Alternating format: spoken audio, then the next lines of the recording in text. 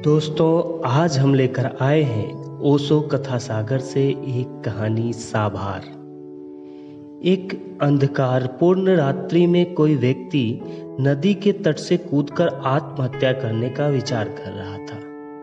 वर्षा के दिन थे और नदी पूरे उफान पर थी। आकाश में बादल घिरे थे और बीच बीच में बिजली चमक रही थी। वह व्यक्ति उस शहर का सबसे धनी व्यक्ति था, लेकिन अचानक व्यवसाय में घाटा लगा और उसकी सारी संपत्ति चली गई। उसके भाग्य का सूरज डूबा और उसके समक्ष अंधकार के अतिरिक्त और कोई भविष्य नहीं था। ऐसी स्थिति में उसने स्वयं को समाप्त करने का विचार कर लिया था, किंतु नदी में कूदने के लिए जैसे ही चट्टान के किनारे पर पहुंचने को हुआ, इन्हीं दो बूढ़ी लेकिन मजबूत बाहों ने उसे रोक लिया। तभी बिजली चमकी और उसने देखा कि एक वृद्ध साधु उसे पकड़े हुए है।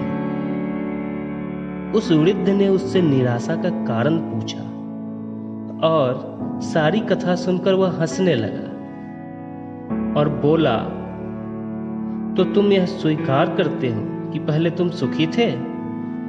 वह व्यक्ति बोला, हाँ, मेरा भाग्य का सूरज पूरे प्रकाश से चमक रहा था और अब सिवाय अंधकार के मेरे जीवन में कुछ भी शेष नहीं है। वह वृद्ध फिर हंसने लगा और बोला, दिन के बाद रात्रि है और रात्रि के बाद दिन, और जब दिन नहीं टिकता तो रात्रि भी कैसे टिकेगी? परिवर्तन प्रकृति का नियम है। ठीक से सुन लो, जब अच्छे दिन नहीं रहे तो बुरे दिन भी नहीं रहेंगे। और जो व्यक्ति इस सत्य को जान लेता है, वह सुख और दुख में भी समभाव से अपने जीवन पथ पर आगे बढ़ता रहता है।